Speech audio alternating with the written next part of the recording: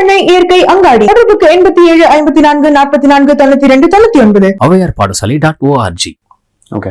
இப்ப அதே மாதிரி ராஜராஜ சோழனா இருக்கட்டும், இல்ல சோழர் வம்சமா இருக்கட்டும், இல்ல சோழர் பரம்பரை, அந்த சோழர் மன்னர்கள் ஆண்ட ஒரு காலமா இருக்கட்டும், அதே மாதிரி பாண்டியர்கள் ஆண்ட ஒரு காலமா இருக்கட்டும், இங்க ரெண்டு பேருக்கும் நடுவுல மூன்றாம் வல்லாளர் எந்த பக்கம் நின்னாருன்னு ஒரு கேள்வி வருது. ஒண்ணு, இந்த எந்த பக்கம் நின்னார் அப்படின்றப்போ, அப்ப நீங்க சோழர் சேர்ந்தா அப்ப நீங்க சோழர் வம்சாவளியா, இல்ல நீங்க பாண்டியர் பக்கம் நின்னா பாண்டியர் வம்சாவளியா அப்படின்றதுக்கான வரலாற்று சொல்லுகள் எந்த பக்கம் நின்னாங்கன்றதுக்கான அதாவது மூன்றாம் வல்லாளனுடைய ஆட்சியில சோழர்கள் வந்து அப்ப வலுவா இல்லை. சோழர்கள் வந்து ரொம்ப குறுநில மன்னர்கள் ஆயிட்டாங்க. அதாவது மூன்றாம் வல்லாளனுடைய ஆட்சியில வந்து கிட்டத்தட்ட அவங்க வந்து தேவி கோட்டைக்கு போயிட்டாங்க. அவங்க வந்து தஞ்சாவூர்ல இருக்காங்க. தஞ்சாவூர்ல இருந்து கங்கை கொண்ட சோழபுரத்துக்கு வராங்க. கங்கை கொண்ட சோழபுரத்துல இருந்து இன்றைக்கு சிதம்பரம் அருகில பிச்சாவரம் இருக்கு இல்லைங்களா, இந்த பிச்சாவரத்துக்கு அருகில் இருக்கக்கூடிய தீவுக்கோட்டையில அந்த தீவுக்கோட்டைக்கு அவங்க போயிடுறாங்க.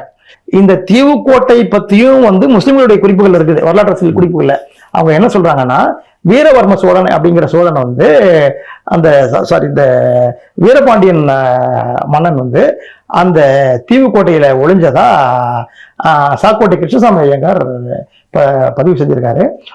அப்போ வந்து அவங்க அவ்வளவு பெரிய செல்வாக்குல இல்லை, சோழர்கள் அவ்வளவு பெரிய செல்வாக்குல இல்லை. மூன்றாம் வல்லாளனுக்கு முந்தின காலகட்டங்கள்ல என்ன நடந்திருக்குன்னா, மூன்றாம் ராஜராஜனே வந்து ஹொய்சால பெண்ணை தான் அவரு மணந்திருக்காரு. அதே மாதிரி ஹொய்சாலர்கள் என்ன பண்ணிருக்காங்க, பல்லவர் என்னப்படக்கூடிய காடவ வம்சத்திலிருந்து பொண்ணு எடுத்திருக்காங்க. ரெண்டு பக்கம் பண்ணிருக்காங்க. ஒரு ஹொய்சாலர்கள் கல்வெட்டுகள் பாண்டியர்கள் வந்து எங்க மாமச்சனன்னு சொல்லி கல்வெட்டுகள் இருக்குது. இவங்க தேவைக்கு ஏற்ப இவங்க சோழர்களோடவும் இருந்திருக்காங்க, பாண்டியர்களோடவும் இருந்திருக்காங்க. ஒரு இடத்துல திருமண உறவு இருக்கும் போதே இன்னொருத்தருக்கு சப்போர்ட் பண்ணிருக்காங்க. சோ இவங்க ரெண்டு பேருக்கு இடையில நடந்த மோதல்களை இவங்க வந்து இவங்க பயன்படுத்தி அவங்க அந்த நேரத்தில் சர்வே ஆயிருக்காங்க. ஓகே. இன்னொரு ஒரு சலசலப்பு சமூக வலைத்தளங்கள் என்ன பேசப்படுது அப்படின்னா, இது வந்து தமிழர்களுக்கு அகைன்ஸ்டா எடுக்கப்பட்ட படம் அப்படின்னு ஒரு பார்வை வைக்கப்படுது. ஏன் அப்படின்னு பாத்தீங்கன்னா, ஹொய்சால மன்னர்களுடைய வரலாற்றை சித்தரிக்கும் போது இன்னைக்கு ஹொய்சால மன்னர்கள்னு சொன்னா நமக்கு ஞாபகம் வருது கர்நாடக. அவங்க வந்து கர்நாடகத்துல பெரும்பாலும் ஆட்சி பண்ண அந்த காலம் தான். சோ ஹிஸ்டாரிக்கலி இது உண்மையிலே தமிழர்களுக்கான ஒரு படமா, இல்லைன்னா இது வரலாற்று சோடுகள் என்ன சொல்லுங்க? இது வந்து தமிழர்களுக்கான படம் தான். நான் என்ன சொல்றேன், வேளிர் யாரு? வேளிர் தமிழர்களா இல்லையா? புறநானூற்றுல சொல்ல போற வேளிர் வம்சத்துல வந்தவங்க தான் ஹொய்சாலர்கள். அவங்க வந்து சோழர்களோட சம்பந்தம் பண்ணியிருக்காங்க, பாண்டியர்களோட சம்பந்தம் பண்ணியிருக்காங்க. அவங்க தமிழ்நாட்டை வந்து ரொம்ப காலமா அவங்க ரூல் பண்ணியிருக்காங்க. புறநானூற்றுல புலிக்கடிமால்னு சொல்லப்படுறாங்க. அவங்க கர்நாடக பகுதி ரூல் பண்ணியிருக்காங்க. இன்னும் சாளுக்கியர்கள் பத்தின குறிப்பில என்ன இருக்குன்னா, சாளுக்கியர்கள் வேல்குலத்தவர்னு இருக்கு, வேளிர் தானே. இப்ப தென்னிந்தியாவில வந்து மூல மன்னர்கள் வேளிர் தானே, சேர சோழ பாண்டியர்கள் இருந்தாலும் வேளிர்கள் இருந்திருக்காங்க. அவங்க வேளிருடைய வம்சாவளி தானே இவங்க. அப்படி இல்லாம வந்து திருவண்ணாமலையில அங்க இருக்க பூர்வீக மக்கள் சிவபெருமான் அவருக்கு திதி கொடுக்க வேண்டிய அவசியம் என்ன? பூர்வீக மக்கள் வந்து அவரை கொண்டாட வேண்டிய அவசியம் என்ன? இவர்கள் தமிழர்கள் தான். அதுல வந்து இப்ப இந்த ஆக்சுவலா வரலாறு வந்து ஈவிரக்கம் இல்லாதது. இதுல என்ன சான்று இருக்கோ அந்த சான்று தான் பேச முடியும். சோழர்களுடைய கன்னியாகுமரி கல்வெட்டுகள், ராஜேந்திர சோழனுடைய கன்னியாகுமரி கல்வெட்டுல ராமபிரானை இங்க முன்னோர்னு சொல்லியிருக்காங்க. நீங்க வந்து சோழர்களுக்கு நிறைய உலா நூல்கள் வந்திருக்குது. அந்த உலா நூல்கள்லயே அவங்களுடைய வம்சத்தை சொல்லும்போது ராமர்கள் தான் சொல்றாங்க. அப்ப நம்ம எப்படி நம்ம இப்ப இதை வந்து நம்ம டிஃபைன் பண்ண முடியும்? நம்ம இன்னும் சரியா சொல்ல போனா வரலாற்றின்படி கல்வெட்டு சான்றுகளின்னு பார்த்தா ராமர் தமிழர் தான். அதே போல இந்த ஹொய்சாலர்கள் வந்து புலிக்கடிமால் வெளிவந்தவர்கள். இவர்கள் கர்நாடக பகுதியை ஆட்சி செஞ்சிருக்கிறாங்க. புறநானூறு என்ன சொல்லுது, இவங்க வந்து இவங்களுடைய முன்னோர்கள் துவாரகை ஆண்டவர்கள் சொல்றாங்க. அறிஞர்கள் குறிப்புகள் என்ன இருக்குன்னா, இந்த கிருஷ்ண பரமாத்மாவால் ஆளப்பட்ட அந்த துவாரகையின் நினைவாகத்தான் இவங்க வந்து கர்நாடக மாநிலத்துல அந்த துவாரசமுத்திரம் அப்படிங்கிற நகரை உருவாக்குனாங்க அப்படின்ற செய்தியும் இருக்குது. இது தமிழர்களுக்கான படம் தான். இதோட அறியாத வரலாறு இந்த படம் சொல்லுது. ஓகே, ரொம்ப நன்றி. என்னோட கேள்விகள் எல்லாத்துக்கும் பதில் சொன்னதுக்கு, உங்களோட நேரத்தை எங்களோட பகிர்ந்ததுக்கு, இவ்வளவு வரலாற்று சிறப்புமிக்க விஷயங்கள் பகிர்ந்ததுக்கு ரொம்ப ரொம்ப நன்றி. நன்றி நன்றி நன்றி. வணக்கம்.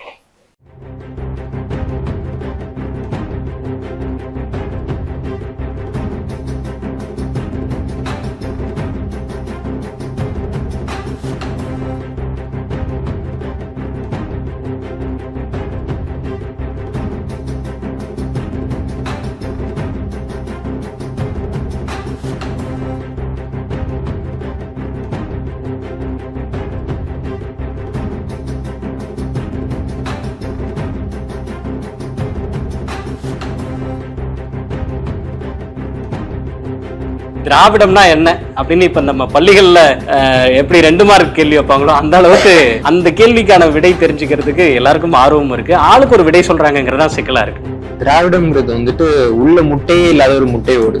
அவங்களுக்கு திங்கக்கிழமை வந்துட்டு அது வந்து ஆமை முட்டைம்பாங்க, செவ்வாய்க்கிழமை அது பாம்பு முட்டைம்பாங்க, இன்னொரு நாள் வந்துட்டு அது வந்துட்டு கோழி முட்டைம்பாங்க. அந்த மாதிரி ஒவ்வொரு நாளும் ஒவ்வொரு வரையறை அதுக்கு மாத்திக்கிட்டே இருப்பாங்க. கலைஞர் கருணாநிதி கிட்ட போயிட்டு எம்ஜிஆர் அவங்களை தெலுங்கர்னு சொல்றாருன்னு போய் கேள்வி கேட்கும்போது இல்லை நான் பச்சை தமிழர்னு அவர் வாயில வரல, மாறாக அவர் என்ன சொல்றாரு, நான் திராவிடருங்கிறாரு.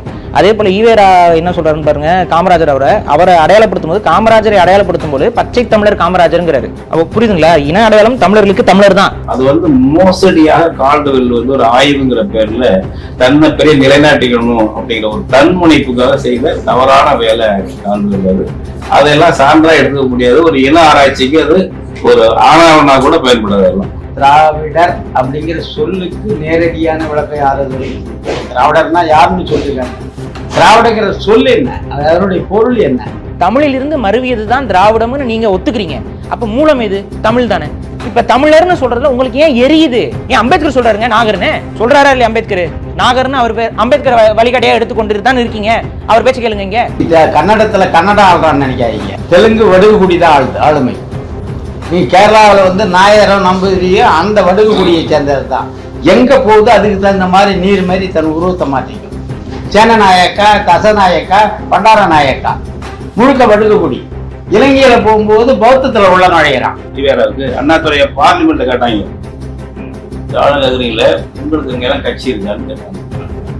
குண்டாக்குவோம், பரப்புவோம். கிழிச்சிருக்கீங்க, இன்னைக்கு வரைக்கும் கிழிக்கலையே நீங்க. அங்க இருக்கான் பெங்களூர்ல திமுக எவன் இருக்கான், தமிழா இருக்காங்க போனவன். ஆந்திராவில் இருப்பாங்க நம்ம ஆளுவ திமுக தமிழனா இருப்பாங்க திமுக ஓடிக்கிட்டு. எந்த தெலுங்கு ஏத்துனா, எந்த கன்னடம் கட்சி ஏத்துக்கிட்டா, எந்த மலையாளி ஒண்ணு ஏத்துக்கிட்டா? அந்த ஃப்ராட் வேலை எங்கிட்ட தான் வந்து பண்ணிட்டு இருக்கீங்க. ஒவ்வொரு தமிழ்ச்சியும் இந்த கோபம் வேணுங்க. அதே மாதிரி ஒரு காலத்துல ஐரோப்பிய மொழியில் அறிஞர்கள் தமிழ்நாட்டில் இருக்கக்கூடிய மொழி குடும்பத்தை வந்துட்டு தமிழி குடும்பம் அப்படின்னு சொன்னாங்க. அதான் முதல் பெயர். ரெண்டாவது தென்னிந்திய மொழி குடும்பம் அப்படின்னு எல்லிஸ் அவர்கள் சொன்னார். அவர் எல்லிஸ் 40 வருஷத்துக்கு பின்னாடி கால்டுவெல்னு ஒருத்தர் வர்றாரு. இதுக்கு நியாயமா நான் வந்துட்டு தமிழ் மொழி தான் தாய்மொழி, அதனால தமிழ் மொழி குடும்பம் தான் அதுக்கு பேர் வைக்கணும், ஆனா நான் வைக்கல, நான் இது வந்து திராவிட மொழி குடும்பம்னு சொல்லுவேன்றான். அப்ப நீ எனக்கு எப்படா பேர் வைப்ப? நானும் உன் வீட்டு நாயா இல்ல பூனையா இல்ல ஆடு வளர்க்குறியா நீ? தாய்மொழி அப்படின்னா காமாட்சி நாயுடு போன்றவர்கள் என்ன நினைச்சுக்கிறாங்கன்னா, அம்மா பேசுற மொழி, என்னுடைய தாய் பேசின மொழி தாய்மொழின்னு. அது கிடையாது. இப்ப மூலப்பத்திரம்னு சொல்லுவோம். மூலப்பத்திரத்துக்கு இன்னொரு பேர் வந்து தாய் பத்திரம். அது அவங்க அம்மாவோட பத்திரம்னு கிடையாது. புரியுதா? தாய் பத்திரம் என்றால் மூலம் என்று பொருள். நான் தமிழன்னு சொல்லிக்கும் பொழுது இன்னைக்கு ஒண்ணுமே இல்லை. இங்க உட்கார்ந்துருக்கக்கூடிய அத்தனை பேருக்குமே பிறமொழியாளர் பட்டம் சூட்டப்பட்டிருக்குதான். மன்னர் அவரை ஒருத்தன் வீடியோ போட்டு பிறமொழியாளருங்கிறான், என்ன ஒருத்தன் வீடியோ போட்டு பிறமொழியாளர். மணியரசன் ஐயாவை முன்னாடியே சொல்லிட்டாங்க. அப்ப சாருங்க பண்ணி ஐயா அப்கமிங்ல இருக்காரு, அவருக்கும் சொல்லுவாங்க. இப்ப என்ன ஆகுதுன்னா, இப்ப நாங்கள் தமிழர் அப்படின்னு நான் உறுதிட்டு சொல்றேன். ஆனா என்ன சொல்றான், வெள்ளையா இருக்கு நீ எப்படி தமிழன்? உண்மையில வந்துட்டு நேரடியா கர்நாடகால இருக்கக்கூடிய தெலுங்கர்கள்லாம் நான் தெலுங்க, நான் வந்துட்டு கன்னடம் இல்லைன்னு சொல்லிட்டாங்கன்னு வச்சுக்கோங்களேன். அங்க வந்து 50% பெரும்பான்மை கூட கன்னடர்கள் கிடைக்காது. பல நாடுகள்ல இருந்த 20-25 நாடுகள்ல தமிழர்களோட தடயங்கள் இருக்கு. இன்னைக்கு தமிழர்களுக்கு கூடிய கடைசி கைப்பிடி நிலம் தமிழ்நாடு. 15 கோடி பேருக்கு கடைசியாக இருக்கக்கூடிய நிலம் தமிழ்நாடு. இந்த நிலத்தை நம்ம இழந்துட்டோம்னா 15 கோடி பேர் அகதியா தான் போகணும். இவ்வளவு பெரிய ஓலை போட்டு நிறைய ஓலைச்சோடிகள் இருந்தது, முழுக்களை தொலைச்சிட்டோம். அன்னைக்கு இந்த ராம்சாமி பேச்சு கேட்டுக்கின்னு கடவுள் மறுப்பாளனா இருந்துக்குன்னு என் கோயில்ல இருந்த பழச்சூடத்தை நான் பிடிக்கிறான். இப்ப இந்த முன்னோர் தரவுகள்லாம் எனக்கு முட்டாள்தனமா தெரிஞ்சுது. எப்படி நம்மளதான் அழிக்கிறான் பாரு. நம்ம கண்ணெடுத்தே நம்ம கண்ணில் குத்துற மாதிரி நம்ம கையெடுத்து நம்மளை வச்சே நம்ம பண்பாட்டு கலாச்சாரத்தை சீரழிச்சு ஜாமீன்லாம் முட்டாள்தானா? இப்பதான் எனக்கு புரியுது. கடாங்குண்டா அங்க போனா இங்க போனா உண்மைதான். அது ஆரிய படையிழந்த நெடுஞ்செழிய வம்சம் தான். நீ ஏன் அப்படி தொங்கிட்டு எடுக்கிற? படிப்பினை பெற்றுக்கொள். ஏவன் சொன்னாது இருக்காத, சரியானதை செய்ய துணிச்சல் பெறு, நீ செயல்படவா, இதுதான் ஒரு படிப்பினை என்று தமிழன் தமிழச்சி வீதிக்கு வரணும். சத்யராஜ் பேசுறாப்லயே 79 தேசிய தலைவர் எழுதினாரா? ஏட்டா பைத்தியா, 79 இப்ப நான் இப்ப திராவிடத்தை ஏத்து பேசுறேன். நானும் திராவிடத்துக்குள்ளால தான் இருந்தேன். இப்ப ஐயா போனவர், மணியரசன் ஐயா போனவர், அத்தனை பேர் அதுக்குள்ளால கிடந்தோம். பாரதிதாச திராவிடத்துக்குள்ள கிடந்தாரு, பாவாணரை கிடந்தாரு, எல்லாருமே அதுலதான் கிடந்தோம். அதுல நாங்க அன்னைக்கு வந்து திராவிடத்துக்குள்ளால தான் தமிழ் தேசியமும் உள்ள கிடக்குன்னு புரிதல்ல தான் வாழ்ந்தோம். நீங்க திராவிட வேற தமிழர் வேறன்னு நீங்க தான் சொன்னீங்க. முள்ளிவாய்க்கால கொண்டாந்து எங்களை முச்சந்தில நிறுத்தி கொண்டுங்கல்ல. இவர்கள் திராவிடர் என்ற பெயரை தமிழர்கள் மேல திணிக்கிறாங்கன்னா அதனுடைய விளைவு வந்து என்னன்னா, இந்த சமூகம் எவ்வளவு அடிமைப்பட்டு இருக்கிறது, தன்னுடைய சொந்த பேரை சொல்ல முடியாம நிலைமையில இருக்குன்றது இப்போ ஒவ்வொரு குழந்தைகளுக்கும் உள்ள போயிட்டு இருக்கு. இதனுடைய எதிர்வினை மோசமா இருக்கும். பஞ்சத்துல போயிட்டு பரவி திரிஞ்சு போய் தமிழர்கள் திரும்ப தமிழ்நாட்டுக்கு வந்தாலும் கூட இன்னைக்கு அகதின்னு சொல்றாங்க இல்லையா? தமிழில தமிழர்கள் அகதின்னு எவன் பேசுறாங்க?